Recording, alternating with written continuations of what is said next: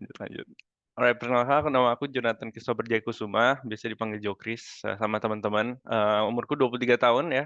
Sekarang aku bekerja sebagai marketing data analyst di DHL Express, tepatnya di Schiphol Airport Amsterdam di Belanda. Nah, beberapa fun fact tentang aku biar kita lebih asik kenalannya. So I born and raised di Tangerang ya. Jadi dari lahir sampai SMA semua di Tangerang. Uh, Dulu KB, TK, SD, SMP, SMA di sekolah yang sama, tepatnya di Penabur Gading Serpong, kalau kalian tahu di Gading Serpong. Habis itu pindah ke Belanda tahun 2018 ke Fontys University di Eindhoven, ambil jurusan ICT and Business. Biar lebih jelas, aku juga udah siapin sedikit timeline secara singkat perjalananku selama 4 tahun kuliah di Belanda. Um, so aku lulus SMA tahun 2018, terus pindah ke Belanda ke Eindhoven tepatnya ambil jurusan ICT and Business ya.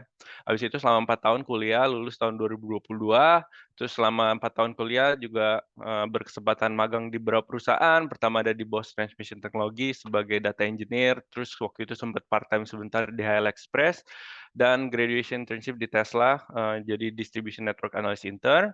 Habis itu selama 4 tahun juga sempat untuk mengisi waktu luang kuliah ikut di PPI. PPI itu Perhimpunan Pelajar Indonesia ya. Jadi isinya mahasiswa Indonesia yang berkuliah di luar negeri. Jadi pernah bergabung di PPI Eindhoven selama 3 tahun dan juga di PPI Belanda selama 1 tahun waktu itu tahun 2021. Dan tahun ini sorry dan ya tahun ini full time di DHL Express sebagai marketing data analyst. Jadi seperti itu. Oke, jadi agenda hari ini tadi kita udah introduksi secara singkat ya, introduction secara singkat. Nah, aku mau mengajak kalian perjalanan aku selama 4 tahun di Belanda, biar kalian bisa ngerasain kira-kira jadi mahasiswa khususnya di ICT Business di Fontys University itu gimana. Jadi aku udah bagi menjadi 3 bagian ya. Jadi aku mau ngajak kalian ke pre-university, berarti sebelum aku join Fontys. Di sini aku mau kasih tahu, oh kenapa sih aku join Fontys, kenapa mau kuliah di luar, kenapa akhirnya di Eindhoven dan segala macam. Terus kita bakal explore 4 tahun di university, di section university dan juga post university. Jadi habis aku lulus, kira-kira job opportunity-nya gimana, terus plus poin belajar ICT itu gimana, dan kita bakal round off, ada Q&A session di belakang. Cuman sekali lagi aku mau ingetin kalau kalian ada pertanyaan, just shoot the questions selama presentasi, it's fine. Nggak usah tunggu sampai Q&A session. Oke, kita langsung aja mulai. So, pre-university ya. Jadi ini masa-masa sebelum aku join Fontys, jadi aku masih bingung waktu itu mau kuliah di Belanda. Jadi ada 3 pertanyaan yang aku mau bahas di sini. Pertama itu ada kenapa aku memutuskan untuk kuliah di luar negeri, kenapa aku pilih Fontys, dan kenapa akhirnya itu ICT and Business. So basically, setelah waktu itu pas masih zaman SMA, SMP gitu, aku emang udah pengen banget kuliah di luar negeri. Aku nggak mau kuliah di Indonesia. Karena as you already know, yang tadi aku udah kasih tahu, aku born and raised di Tangerang, di kota yang sama dan segala macam. Jadi aku pengen banget kayak melihat dunia di luar sana gitu. Jadi aku udah bertekad, oh nggak boleh nih kuliah di Indonesia, aku pengen kuliah di luar negeri. Nah cuman kuliah di luar negeri pun aku belum tahu tuh waktu itu di negara yang mana ya. Jadi masih explore-explore. Nah terus itu alasan yang pertama. Alasan yang kedua juga aku pengen coba hidup sendiri. Karena selama ini kan hidup bareng papa mama gitu kan di rumah dan segala macam. Jadi aku pengen coba rasanya hidup sendiri itu gimana sih rasanya merantau. Nah jadi itulah alasan kedua kenapa aku memutuskan untuk kuliah di luar negeri. So, seperti orang-orang Indonesia pada umumnya, mungkin kalian juga, aku pergi ke pameran-pameran ini, pendidikan gitu yang biasa diadain di Expo Hall gitu atau di mall. Nah, aku juga explore beberapa negara favorit orang-orang Indo. Yang pertama pasti Amerika ya, Amerika, terus ada Kanada, ada Australia, dan waktu itu aku juga sempet ngecek Finland because ada research kalau bilang Finland itu has the best education system. Jadi aku penasaran kira-kira universitinya apa yang mereka bisa offer dan segala macam. Tapi takdir berkata lain, waktu itu aku pergi ke suatu education expo dan ketemulah Dua Bangsa Education Service. Nah, Dua Bangsa Education Service waktu itu ternyata mereka ada program namanya Summer Camp. Aku nggak tahu ya sekarang masih ada gak tuh si Kanaya. Kanaya masih ada gak ya? Masih, Kak. Summer Camp ya. Jadi basically Summer Camp itu program yang dimana kamu bisa pergi ke Belanda sekalian jalan-jalan juga study tour. Jadi kalian bisa visit university yang direpresentasikan sama dua bangsa. So, waktu itu aku tertarik banget, makanya aku ikutlah ke Belanda, ikut summer camp nih. Waktu itu tahun 2017, aku pergi ke Den Haag, The Hague University, ke Han, di Arnhem, dan juga ke Fontys di Eindhoven. Dan waktu itu masih ada Breda ya, tapi sekarang udah nggak ada. Jadi aku pergi ke 4 university dan kebetulan aku tertarik sama Eindhoven karena menurut aku kotanya enak gitu, nggak terlalu besar, nggak terlalu kecil, everything in the proportional size gitu ya. Jadi aku tertarik banget untuk berkuliah di Eindhoven. Cuman belum tahu tuh waktu itu mau ambil jurusan apa, karena basically dari semasa aku sekolah aku pengen banget, walaupun aku ambil jurusan IPA, aku pengen banget ngambil bisnis karena I think it's very interesting gitu bisnis, pengennya ambil bisnis. Cuman setelah diskusi sama my parents, mereka bilang coba ambil yang ada technical skills-nya karena kalau bisnis bisa dipelajarin misalkan lewat buku atau sekarang kan banyak online courses dan segala macam. Coba ambil kuliah yang ada skills-nya. So I explore the options dan kebetulan Fontys University ini offer yang namanya ICT and Business. Jadi ada bisnisnya dan ada ICT-nya. At that time I thought bisnisnya itu 70%, terus IT-nya 30%. Ternyata setelah masuk tahun pertama itu the other way around. Jadi ICT itu 70% dan bisnisnya cuma 30%. But that's another story. Therefore I decided untuk kuliah, oke, kita ke Belanda aja gitu. Nah, faktor yang lain juga, Belanda ini masih lebih lumayan ekonomis dibanding negara-negara yang lain ya. Kalau di Australia mungkin kuliahnya cukup mahal gitu ya. Kalau di Belanda, walaupun ya lumayan mahal, tapi masih lebih affordable lah dibanding negara-negara yang lain, dan they have a really good education system. Dan yang another point is Fontys University ini kan applied sciences. Kalau di Belanda tuh ada research, mungkin kalian udah tahu ya research sama applied sciences. Nah, kalau applied sciences itu lebih banyak lebih banyak praktek dibanding teori. Makanya itu juga attracts me because aku kurang suka yang namanya teori-teori doang, pengennya langsung hands on project dan be ready for the professional days ahead ya habis kuliah gitu. Jadi aku tertarik banget deh ya untuk di applied science ini. Makanya kenapa akhirnya aku pilih Fontys dan ICT and Business. So, aku habis itu kemana nih? Oke, ya udah akhirnya enroll ke Fontys. Aku nggak apply universitas yang lain, aku cuma apply Fontys dan akhirnya keterima. Dan ya sekarang kita masuk ke university time. Sekarang udah join Fontys sebagai mahasiswa. Sorry. Dan ini, oke, ini jadi gedung Fontys University of Applied Sciences, ini kampusnya aku, kampus Eindhoven. Di sebelah kiri kalian bisa lihat nih, ini gedung ICT ya. Ini gedung, the whole building is ICT gitu. Nah, jadi aku juga lumayan kaget karena pertama kali aku pikir kuliah itu kayak kalian bakal belajar di big lecture hall gitu ya. Jadi kalau kalian lihat-lihat di video gitulah di Instagram atau dimanapun biasa ada lecture hall terus dosennya di bawah. Ternyata di Fontys ini beda. Mereka konsepnya itu open areas. Jadi lebih mirip kalau kalian bekerja di perusahaan startup gitu ya atau di perusahaan-perusahaan tech gitu. Jadi kalian ada meja-meja meeting. Terus nanti banyak monitornya, terus nanti kalian duduk gitu, terus ada gurunya buat ngajarin gitu dosennya. Dan konsep sehari-harinya tuh lebih banyak project. Kalau kalian lihat di sebelah kanan gitu, selama aku kuliah, lebih banyak ada project 4 sampai 5 orang, kalian menghandle suatu masalah, dan ya jadi kalian lebih hands on nyata gitu dengan kira-kira nanti kalau udah lulus, dunia profesional itu seperti apa gitu. Nanti lebih detailnya kita bahas di section berikutnya.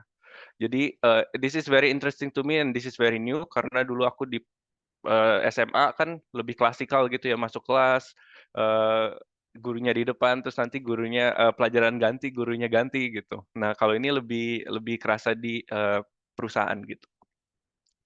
And then, right, terus di tahun pertama aku ditanyain lagi sama mereka walaupun aku udah pilih ICT and Business ya. Jadi di tahun pertama itu ada kesempatan buat kalian untuk mengganti stream sekalian. Kita sebutnya streams atau jalur gitu. Nah, ditanya lagi, lu yakin nggak mau ICT and Business? Karena kalau kalian udah pilih ICT and Business atau ICT and Software, kalian udah nggak bisa nanti ganti lagi gitu di kemudian hari lah selama kuliah itu. Nah, makanya di tahun pertama aku yakin banget soalnya aku kan pengen banget tuh bisnis. Jadi aku ambil udah ICT and Business gas gitu. Nah, kalau di ICT Stream sendiri, mungkin buat teman-teman yang belum tahu, di Fontys itu mereka offer dulu cuman ada 5 ini ya. Tapi tahun ini aku kemarin baru ngobrol sama mahasiswa yang sekarang lagi kuliah. Sekarang udah ada 6. Jadi yang pertama ada ICT and Business, which is jalur yang aku ambil. Terus ada ICT and Software Engineering, ada Media Design, ada Infrastructure, ada Teknologi, dan juga ada Accelerated ICT and Software Engineering. Nah, basically apa sih bedanya? Aku bakal jelasin secara singkat ya. Kalau misalkan ICT and Business tuh lebih ke how to translate business needs to IT gitu, or the other way around. Terus kalau software engineering tentunya ini coding-coding gitu ya, bikin aplikasi di handphone, bikin aplikasi di Windows dan segala macam. Pokoknya programming lah. Ini full programming, full stack. Habis itu media design ini lebih ke UI UX design. Kalau kalian demen mendesain aplikasi, bagaimana caranya bisa dapat digunakan user dengan baik, gimana attract people gitu. Jadi basically UI UX design itu di media design. Infrastructure ini lebih ke clouding gitu ya, cloud computing and everything, gimana membuat infrastruktur yang baik buat suatu perusahaan dan segala macam. Dan kalau teknologi ini lebih ke memprogram sebuah, kayak misalkan memprogram robot, memprogram microwave, memprogram kulkas gitu. Nah ini ICT and teknologi. Dan accelerated ICT and software engineering ini basically sama ya, cuman ini kayaknya program yang lebih advance, lebih cepat gitu, jadi lulusnya lebih cepat. Ini kayaknya baru ada tahun ini atau tahun lalu gitu. Jadi di zamanku kuliah belum ada. Dan karena aku mewakili ICT and Business, maksudnya selama kuliah aku ambil ICT and Business, jadi aku pengen sharing tentang ICT and Business program itu sendiri ya. Mmm, tapi in general itu sama lah, ICT program lain, bukan pelajarannya sama, enggak, tapi konsep selama 4 tahunnya itu sama. Jadi 3 semester pertama kalian full of projects gitu, projects hands-on project. Jadi 4 sampai 5 orang, kadang grupnya bisa 1 atau 2 orang, dan dosen kalian tuh biasa eee, sebagai kliennya kalian gitu. Dan kadang kalian juga bakal dapat klien dari dunia nyata gitu ya. Walaupun project-nya itu bukan project asli, biasa project yang kayak mock mock projects gitu, tapi kliennya dari dunia nyata. Dan hal-hal ini yang membuat kalian untuk siap gitu nanti di dunia pekerjaan. Jadi tahun pertama itu kalian project, terus tahun kedua project, dan tahun ketiga project. Nah, loh kok project semua Kak? Berarti nggak ada exams-nya dong. Nah, kalau di Fontis ini written exams ini udah mulai nggak ada ya. Jadi teman-teman nggak bakal dapet namanya written exams. Penilaian kalian fully based on projects. Dengan tanda kutipnya apa? Untuk ICT and Business masih ada exams, masih ada exams. Tapi untuk ICT yang lain yang tadi ada software engineering, media design, bla bla bla, itu udah nggak ada exams. Cuman ICT and Business doang yang masih ada exams. Tapi examsnya pun eh, nggak di setiap semester. Biasa ada karena kalian awal-awal baru pertama kali belajar pelajaran-pelajaran ini, mungkin di semester semester awal masih ada exams, tapi nanti udah setelah selanjutnya udah nggak ada exams. Biasanya seperti itu. Nah, berarti kalau project-project, terus nggak ada pelajaran dong? Enggak, tetap pelajarannya ada. Jadi, project itu is the big thing yang kalian harus lakukan selama semester ini. Jadi semester 1 ada 1 project, semester 2 ada 1 project besar, semester 3 ada 1 project besar. Tapi selama ngerjain project ini, kalian bakal ada tuh kelas-kelas, misalkan kelas programming, kelas database, kelas apa gitu. Jadi, kelas-kelas inilah yang kalian bakal pelajarin knowledge-knowledge yang dibutuhkan untuk meng-apply di project-project ini gitu ya. Jadi biasanya kasarnya kayak gini, Senin sampai Jumat, Senin, Selasa, Rabu ada kelas, terus Kamis, Jumat kalian fokus ngerjain project seperti itu. Jadi abis belajar kalian langsung bisa apply di project-project di mana kalian di-assign gitu. Dan kemudian itu semester 1, 2, 3, berarti ini full on belajar lah, belajar sesuai stream masing-masing. Dan kalau udah masuk semester 4, kalian bakal ada yang namanya itu specialization. Nah, specialization ini mmm, apa? Nah, spesialisasi ini berarti kalian bisa gimana ya, memfokuskan jurusan apa sih yang kalian mau spesifik gitu. Nah, kalian bisa lihat di sebelah kanan. Jadi kalau yang tadi itu streams itu lebih major ya, streams yang major yang besar gitu. Tapi haluan spesifiknya itu kalian pilih di specialization ini. Jadi ada kamu mau belajar AI bisa, kamu mau belajar cyber security bisa, mau belajar game design juga bisa. Kalau yang lebih demen memprogram aplikasi di handphone, kalian bisa ambil smart mobile dan segala macam. Jadi di sini kalian bisa spesifik jurusan yang kalian mau. Kebetulan aku dulu spesialisasinya itu data science. Tetapi data science tahun ini udah diintegrasikan ke AI. Jadi ini basically ada data science-nya lah, ini AI ya. Dan yang paling penting itu kita juga punya namanya academic preparation. Academic preparation ini apa? Jadi kalau di Belanda itu, kalau kalian lulus dari Applied Sciences University, jadi kayak di Fontys gini, kalian tuh kalau mau masuk S2 di universitas di Belanda, di universitas research ya, misalkan TU Delft atau misalnya di Eindhoven juga ada namanya TU Eindhoven gitu, kalian harus ngambil namanya pre-master. Kenapa harus ambil pre-master? Karena mereka menganggap level matematika di Applied Sciences itu belum cukup matang untuk melanjutkan di master untuk ngambil S2 lah di Universitas Belanda. Makanya kalian harus pre-master dulu selama 6 bulan belajar matematika, menyetarakan gitu ya, belajar kalkulus tahu aku. Dan baru kalian bisa ngambil langsung lanjut master di Belanda. Jadi ada 6 bulan ekstra itu. Cuman kalau di Fontys, kalian bisa ambil pre-master itu di dalam semester spesialisasi. Jadi academic preparation ini kalian basically belajar matematika lah. Jadi setelah lulus kalian bisa langsung ambil master, nggak perlu ambil pre-master lagi. Jadi ini lebih mempersingkat gitu. Dan yang paling ditunggu-tunggu sama semua mahasiswa yang kuliah di Applied Sciences University, khususnya di Fontys, pasti internship. Karena internship ini kalian bisa coba bekerja di eh, perusahaan yang asli gitu ya, project asli, klien yang asli, dan kalian bakal jadi karyawan gitu ya, magang lah, basically magang kan internship. Dan perusahaannya itu bebas, kalian mau pilih perusahaan apapun tuh terserah kalian. Jadi kalian daftar terus interview nanti ya di-accept atau tidak gitu ya. Cuman as long as project-nya itu sesuai sama jurusan yang kalian ambil. Misalkan kalian ICT and Business, nggak mungkin dong project-nya bikin UI UX gitu. Soalnya nanti nilainya kan nggak sinkron gitu kan. Jadi kalian harus ambil misalnya ICT Business, ya ambil project yang ICT and Business. Yang software, ya ambil project yang programming gitu.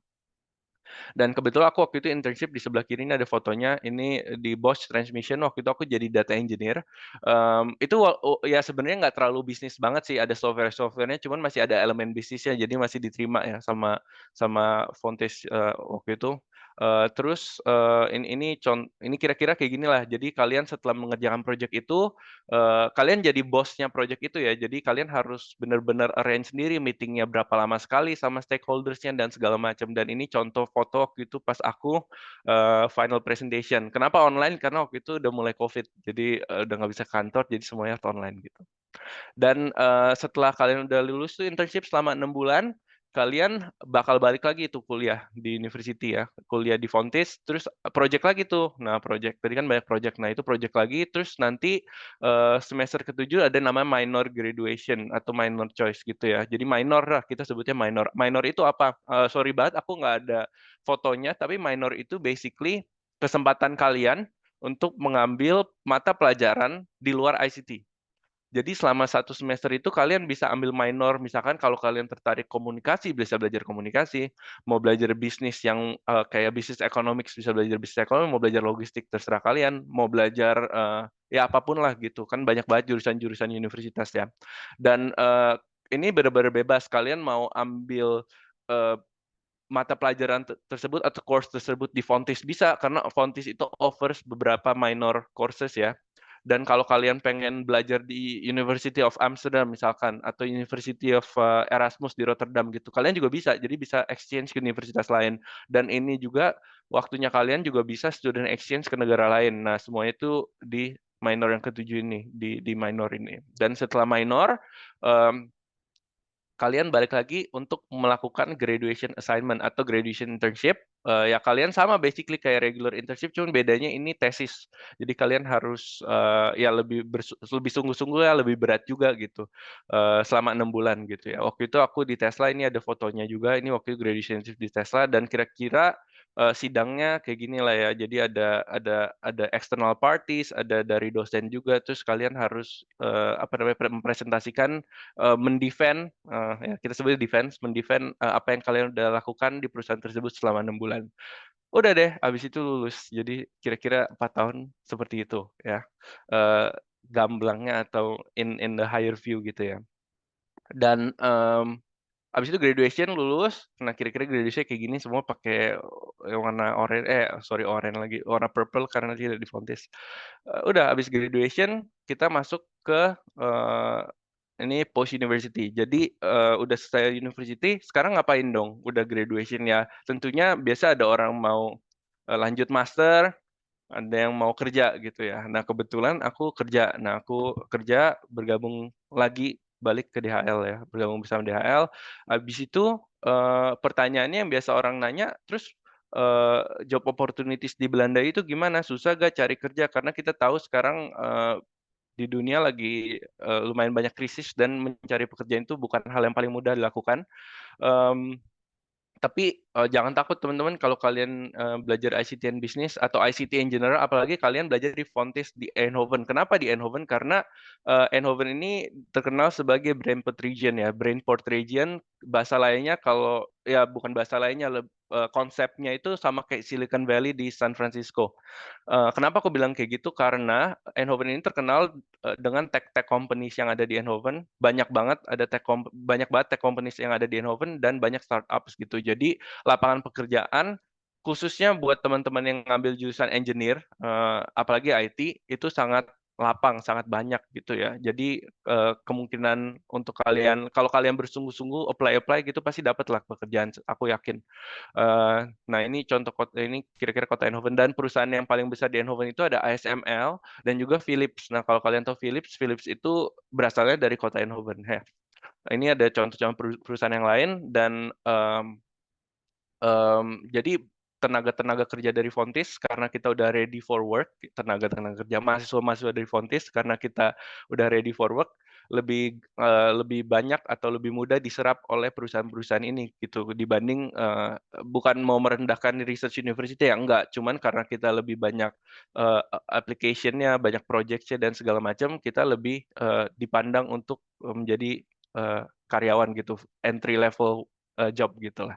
Dan fun fact, Eindhoven itu, ini cuma fun fact dong, Eindhoven itu kota nomor 2 dengan quality of life terbaik di seluruh dunia ya teman-teman ya. Ini bukan di Eropa doang, ini di seluruh dunia.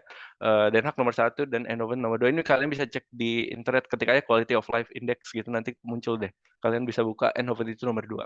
So, work-life balance di Eindhoven itu sangat bagus sekali dan quality of life-nya bagus gitu.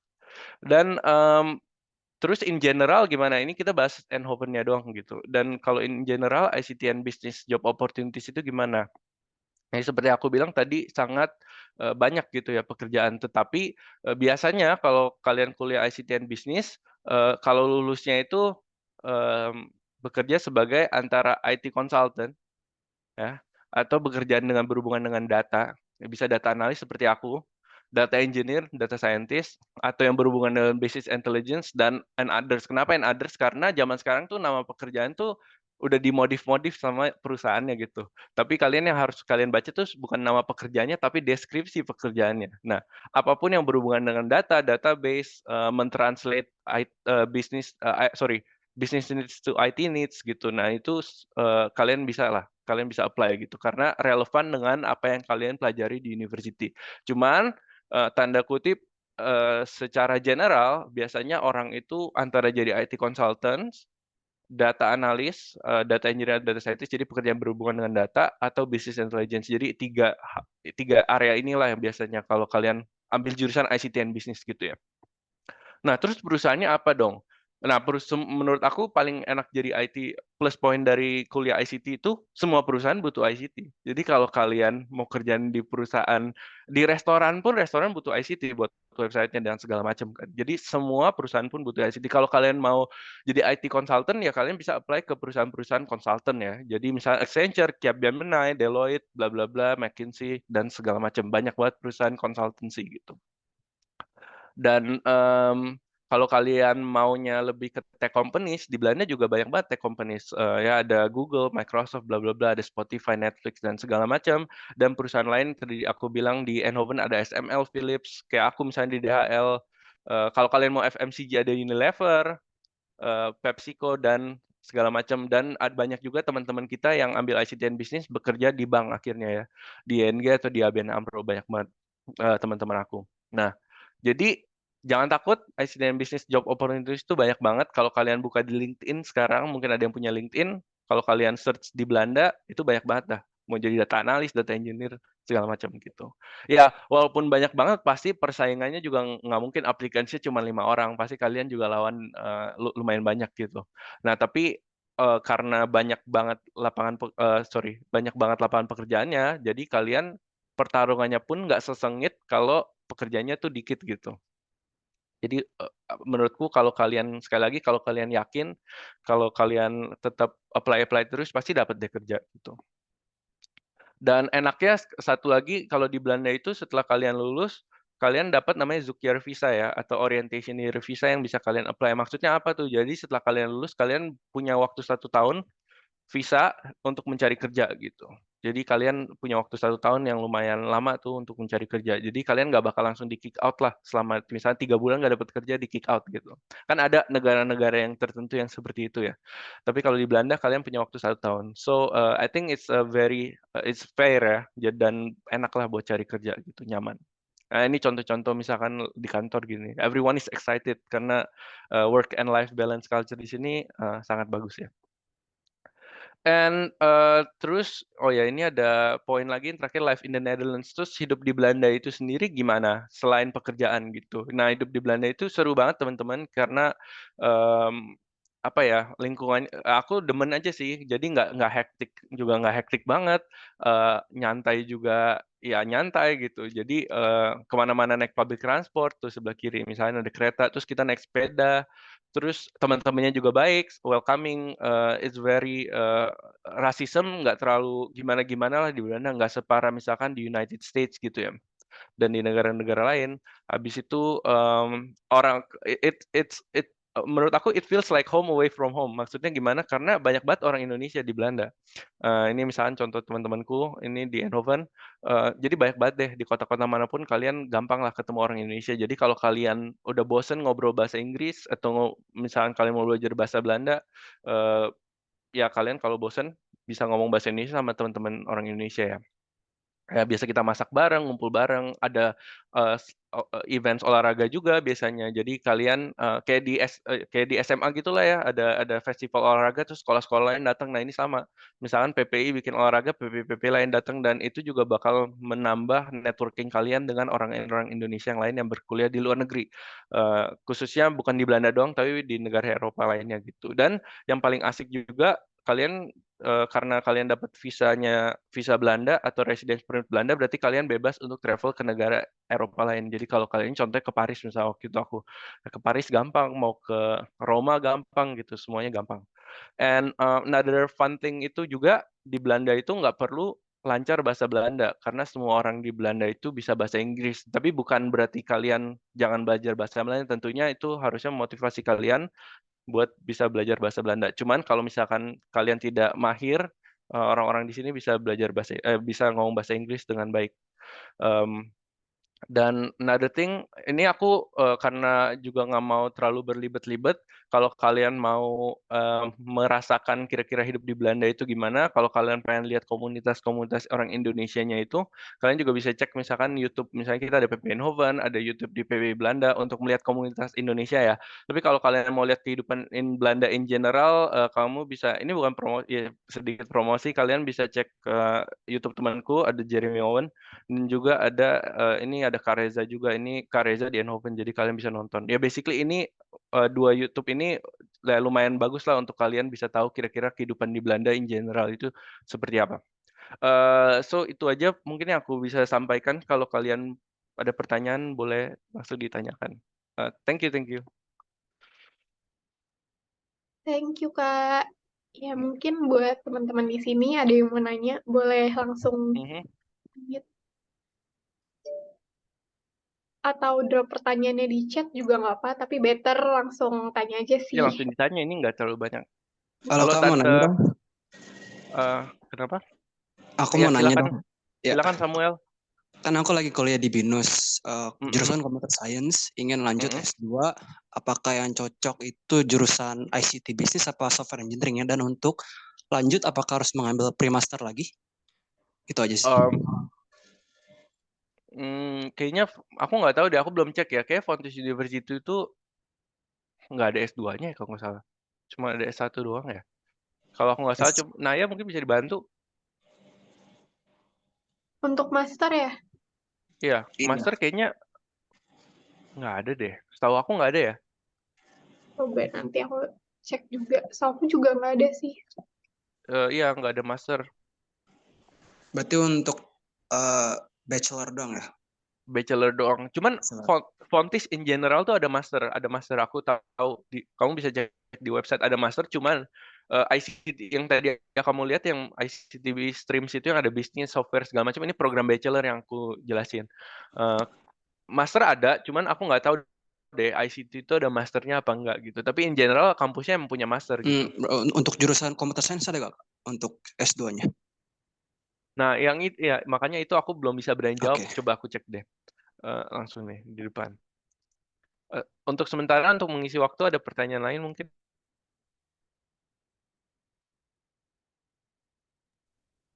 Oh, ada deh tuh Master of Applied IT. Aku taruh di chat aja deh linknya. Tapi aku nggak tahu deh ini ICT Business atau apa. Ini kayaknya IT in general sih. Coba sebentar. Oh, ada.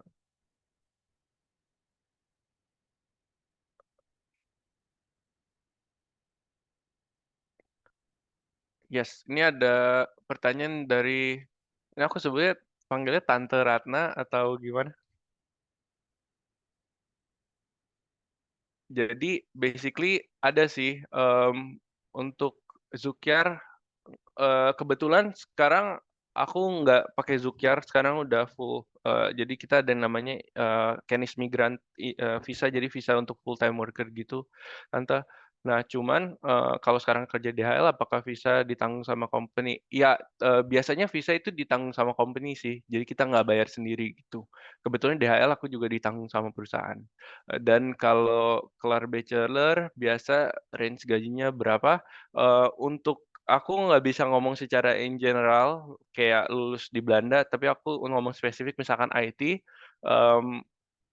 biasanya gaji bersih itu paling rendah 2.600 euro per bulan. Itu paling rendah.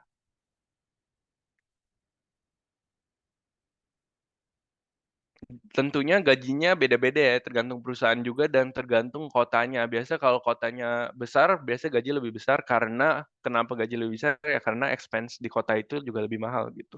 Kalau kalian di kota yang lebih kecil, gajinya lebih kecil dan expense di kota itu juga lebih murah gitu. Mungkin udah terjawab, Pak. Terus aku lagi bingung tuh.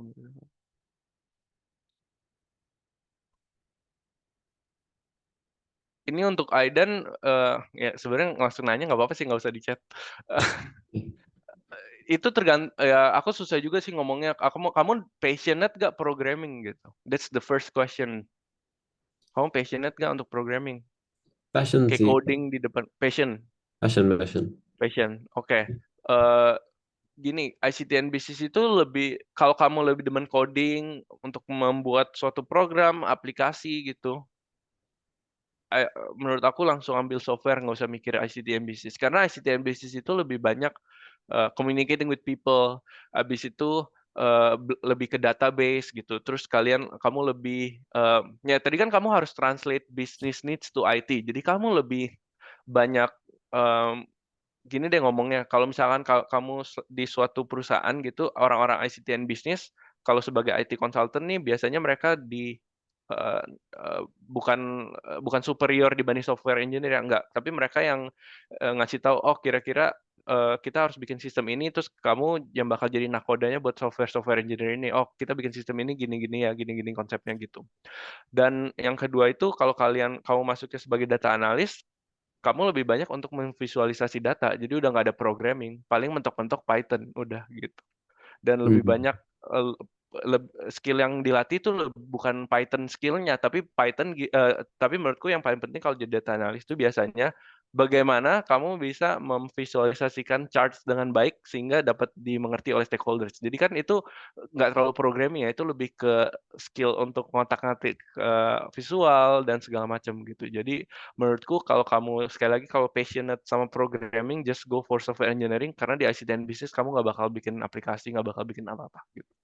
Lebih Oh, banyak jadi memvisualisasi data dan tadi yang tadi nge-range, yes. Jadi ICT and business sebenarnya not too much programming at all gitu ya. No, I don't think so. No. Uh, You software learn about programming.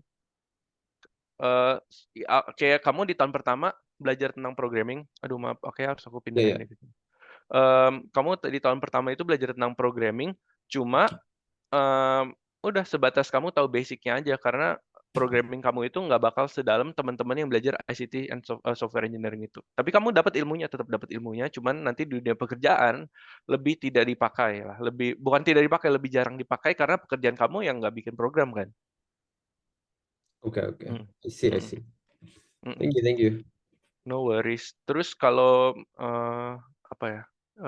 Which one is harder? Of course, kalau aku sendiri, eh menurut aku lebih susah software engineering ya, soalnya aku kurang passionate buat program-program gitu. Aku kurang suka. Jadi menurutku lebih susah. Tapi itu juga subjektif ya. Kalau orang software pasti bilang lebih susah bisnis gitu. Karena mereka mungkin kurang suka untuk berkomunikasi dengan klien atau gimana. Which software are used in each courses? Nah, software ini banyak banget ya, jadi nggak bisa spesifik. Cuman aku bisa kasih tahu yang dasarnya aja. Eh, Biasa itu eh, kalau Fontis tuh Python, R, atau C Sharp. Aku Kalau yang kepengen. di ICT apa? ICT and business apa kok? Kayak aplikasi Aku C Sharp dulu. Terus C Sharp belajar di itu ICT and business. Yes, in ICT and business ini biasanya. Nah, terus itu ICT and business. Microsoft Excel gitu apa ya kok? Atau Pakai Tableau? Advanced Excel, Tableau, Power BI. Itu bakal diajarin Fontus juga? Iya, tapi di Fontis tuh biasa mereka lebih ke basic-nya aja. At least you know the dasarnya gitu. Nanti kalian langsung bisa hands on project. Nah, di project itulah yang kalian bakal belajar lebih dalam karena kadang kalian nggak tahu fungsi ini, terus kalian harus googling, kalian harus baca Stack Overflow dan segala macam kan biasanya. Um, ya pasti diajarin sih dasarnya sama Fontis gitu. Oke. Thank you. Yes, ini kembali lagi 2.600 potong pajak lagi bukan? Oh enggak, nanti itu udah clean, itu udah gaji bersih 2.600. Sebulan biaya hidup berapa? Ini aku nggak bisa jawab secara spesifik karena setiap orang kan pengeluarannya beda-beda. Ada yang hemat-hemat hidupnya, ada yang juga lebih lebih apa namanya lebih gampang mengeluarkan duit gitu ya. Jadi kalau in general biasa kalau kita kalau kalau biasa dua bangsa itu nggak kalau kalian di universitas yang direpresentasikan oleh dua bangsa biasanya kita tuh ada pre-departure briefing. Jadi sebelum kalian datang di Belanda kita udah kasih tahu kira-kira apa yang harus disiapkan dan segala macam. Biasanya kalau di acara-acara tersebut kita selalu menyarankan teman-teman yang mau datang ke sini kalau mau kuliah biaya hidup per bulan itu sekitar 500 sampai 500 sampai 700 euro lah ya. 400 sampai 700 euro di luar rent ya. Jadi ya 500 sampai 700 lah kalau aku biasanya nyariin orang gitu 500 sampai 700 euro di luar rent. Um, itu untuk grocery, untuk belanja ini belanja itu gitu. Mau Jadi nanya, itu eksklusif. Yes.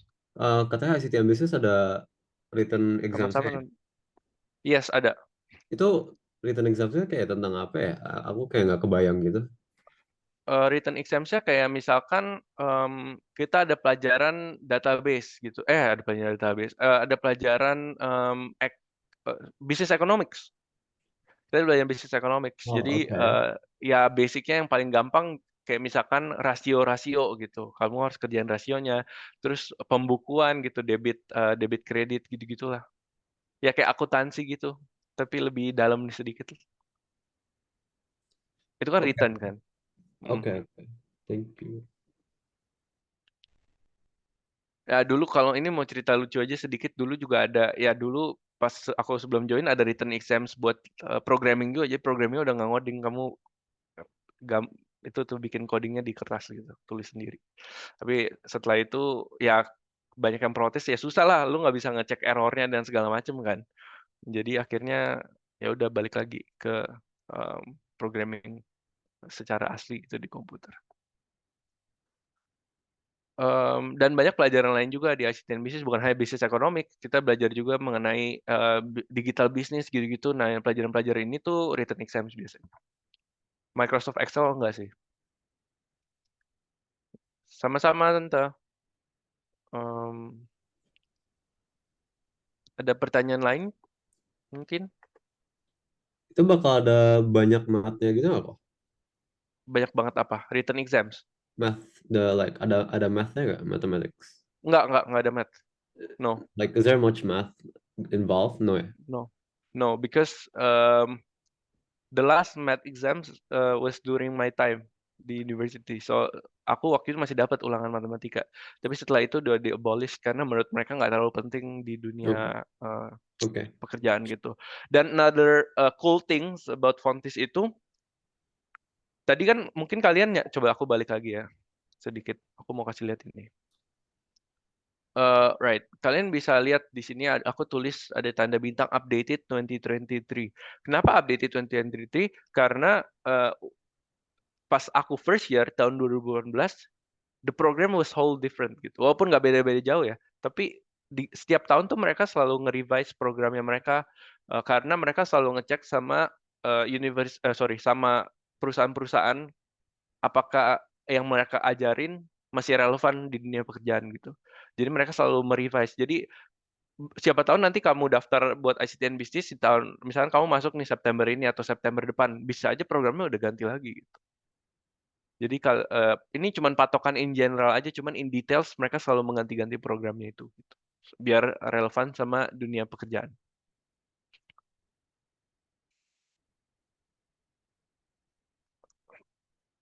Alright.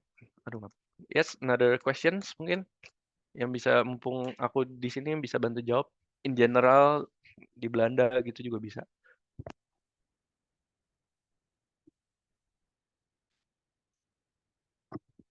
Kalau buat Aiden tertariknya ambil apa? ICT apa jadi software? Kayaknya sih sekarang lebih tertarik ICT and Business sih, to be Lebih tertarik honest. ICT business. Heeh. Oke. Good choice. Samuel tadi maunya master ya kalau nggak salah. Alicia nih pengen ambil apa Alicia? Masih.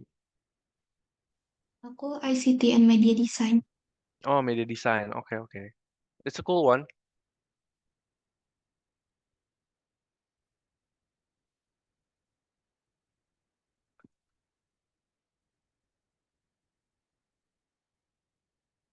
Yes, tante betul banget. Eindhoven itu tadi aku balik lagi nih. Eindhoven itu kota industri, betul.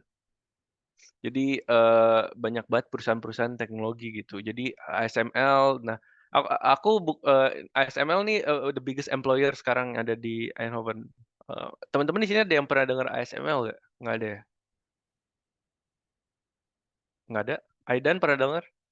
No.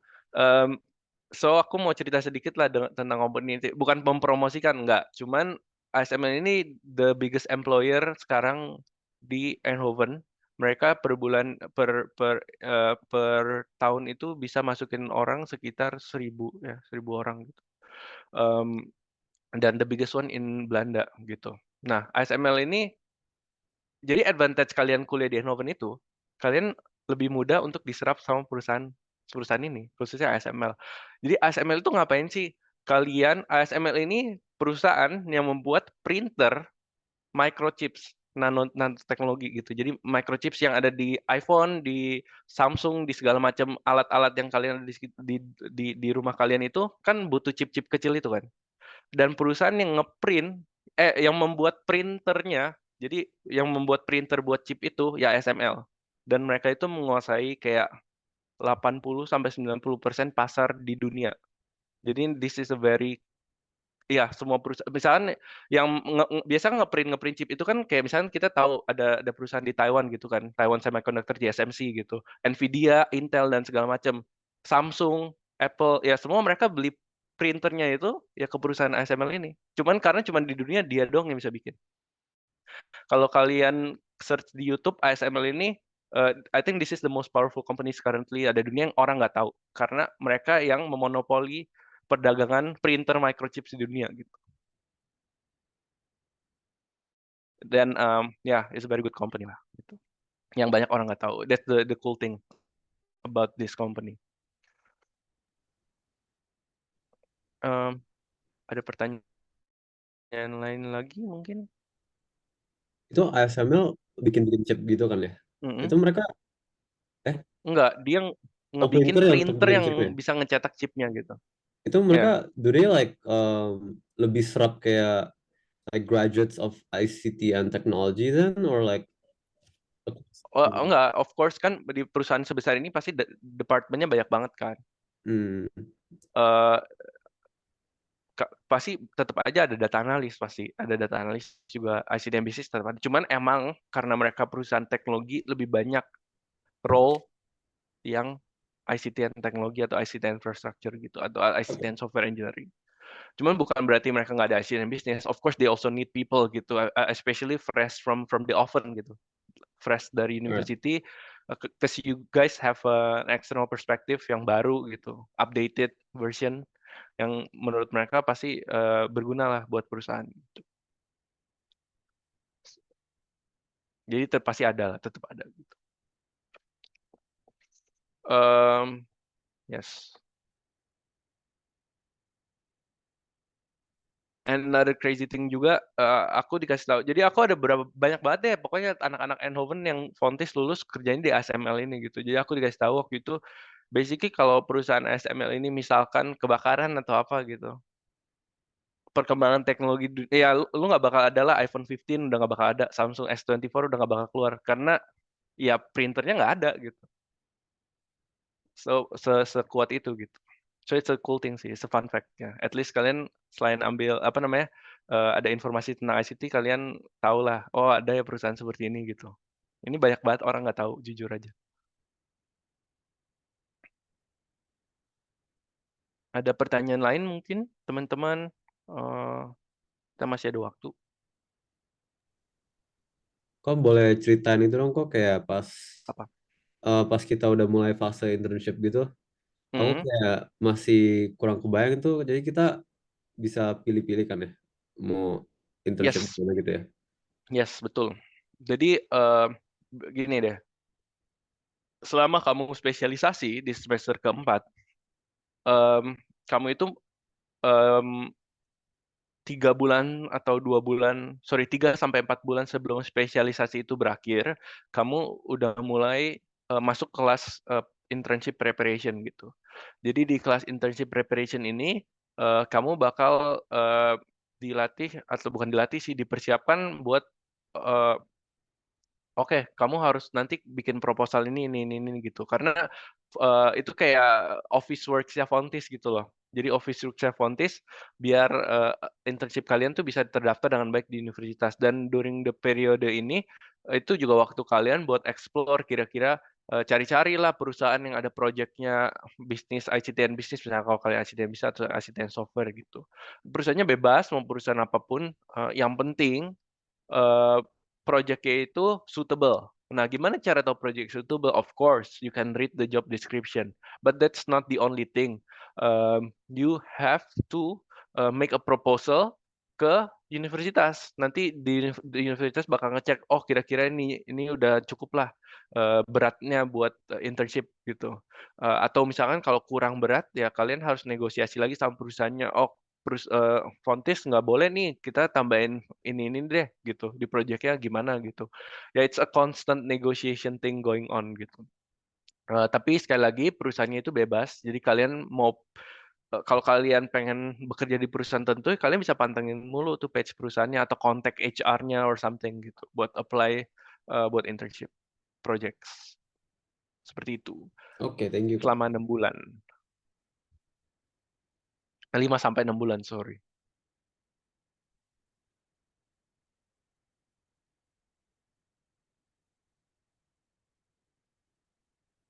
Dan tentunya kalau graduation internship lebih berat ya, itu yang harus diketahui lagi, nggak mungkin levelnya sama kayak internship biasa.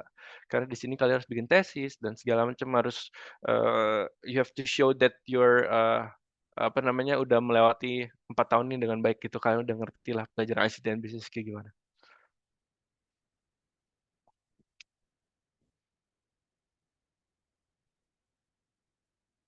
Eh, Aku mau nanya dong, boleh. kalau internship gitu, mungkin Hmm. nggak dari internship itu lanjut jadi kayak pegawai tetap gitu? Bisa.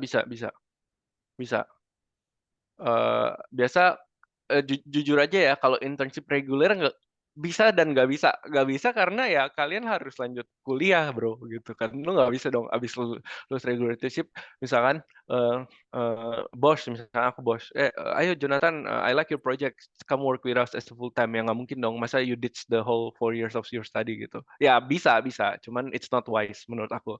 Cuman biasa tuh di graduation internship ini, nah eh, biasa perusahaan bakal nawarin eh, apa namanya, mm, mau gak gabung ke kita gitu, karena mereka udah nyaman sama kalian biasanya selama 6 bulan, bukan nyaman, lebih mereka tahu your capacity throughout the 6 months. Nah mereka bisa eh, kira-kira kamu bisa gak diterima di sini. Biasanya sih kalau kalian menjalankan proyek dengan baik pasti ditawarin untuk full time gitu. Waktu itu aku di Tesla juga sebenarnya ditawarin gitu untuk lanjut, karena cuman kalau kalian baca berita waktu itu adalah kayak Elon Musk mau memecat kayak I know a certain percent of pegawai karena ya karena waktu itu lagi krisis COVID dan segala macam. Dan waktu itu mereka nanyain, lu mau gak extend, cuman kalau extend nggak bisa diterima full time dulu untuk sementara waktu, karena ya kita nggak bisa, capacity kita belum boleh lah, nggak, itu kayak hiring freeze gitu, jadi nggak boleh yang ada jadi pegawai tetap, cuman lu mau di extend lagi selama 6 bulan sebagai intern. Gue kayak nggak mau, kayak I mean I like the company but kayak tentunya di perusahaan kalian bisa dapat bayaran yang lebih tinggi karena full time kan. Kalau internship kan bayarannya, internship dibayar ya, internship tapi bayarannya itu ya nggak setinggi full time, dan kadang tuh kamu dapat project yang beratnya sama kayak full time, of course because you want to practice seperti pekerjaan di real life. So waktu itu aku bilang kayak, oh thank you for the offer tapi aku nggak mau, dan waktu itu kebetulan juga em, ada slot di DHL dan ya udah akhirnya bergabung di DHL.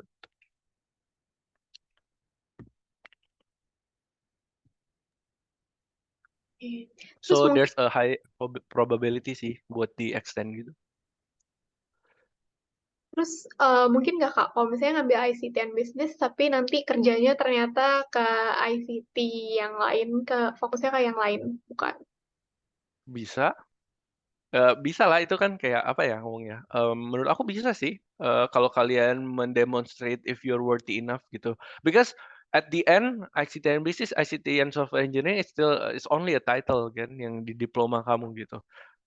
Tapi kan yang paling penting kan skills yang kamu pelajari. Misalkan kalau kamu selama 4 tahun kuliah ICT and Business, cuman ternyata kamu ada online course, let's say ikut kelasnya Tony Robbins belajar communication, terus habis itu lulus mau ambil communication, nggak mau ambil IT, you can gitu. Karena mereka nggak terlalu terpatok sama diploma kalian gitu ya. Mereka sebenarnya nggak terlalu peduli gitu diploma kalian apa. Tapi mereka yang paling penting pasti di semua dunia, kalau kamu di semua negara di dunia, kalau kamu apply kerjaan kan CV. So kalau kamu maunya ambil jurusan yang nggak ICT dan bisnis, ya kamu harus taruh di CV itu mendemonstrate you're worthy enough gitu untuk mengambil pekerjaan tersebut gitu. Jadi at the end tuh yang penting CV-nya, dan uh, ambil kuliah ICT dan bisnis belum tentu harus ngambil jurusan ICT dan bisnis at the end gitu untuk pekerjaan, because it depends on you as a person.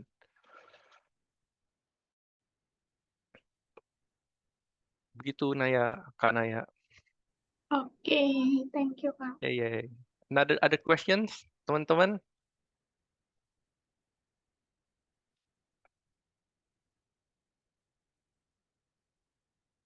Ini kalau boleh tahu Aiden masih SMA kah atau Iya, SMA baru ya? lulus. Oh baru lulus, oke. Hmm, Oh iya ya udah Mei ya. iya. Ntar kalau mau SMA di mana kalau boleh tahu? SMA di Tunas Muda, Mulia. Oke. Kok kalau Sorry tadi mau nanya apa? mau nanya-nanya pertanyaan lagi in the future, boleh Boleh. kontak-kontakan apa?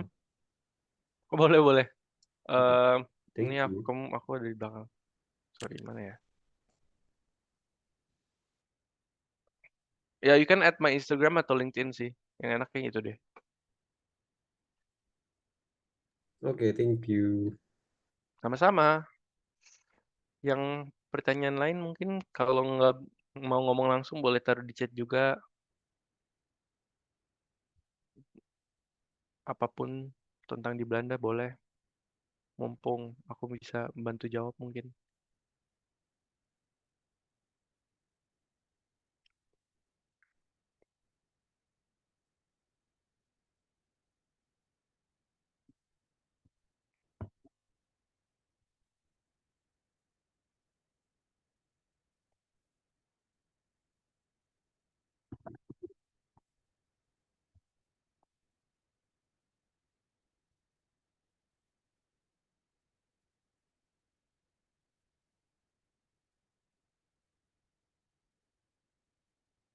Nggak ada?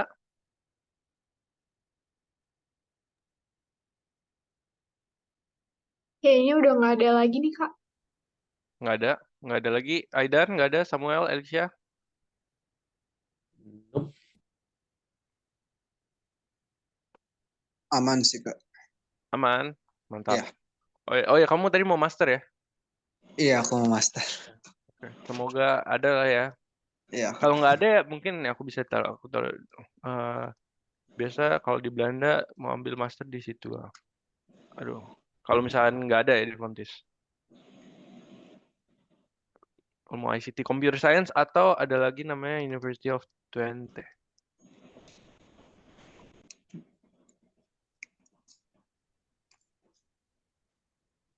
Oke, Kak. Terima kasih. Sama-sama. Sama-sama. Alicia udah mantap media dan desain? Iya kok. Oke, mantap.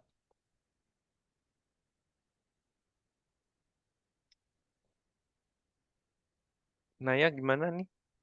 Oke, karena udah nggak ada yang mau nanya lagi, mungkin ditutup aja kali ya, Kak. Boleh? Oke, buat teman-teman yang mungkin nanti kepikiran masih Oh ada my, sorry. Kenapa, Oh, lu Kak? kenal Valeri Aidan? Itu cici gua. Oh, itu cici lu? Iya, Oh, oke. kok kenal? Kenal lah. Eh, Sabar. Gue mau foto dong, gue mau kirim ke dia. Oh, itu cici lu? iya. Oh, ya udah nggak mau ke Den Haag aja, nggak bercanda. Sabar. Mau foto. Pose buat cici lu? Nggak. Oke. What? Kalian dekat? Oke. Coba tanya cici lu. Oh my God. Ini aku lihat kayak, cici aku follow. Oke, sip deh. Oh, itu cici lu. Oke.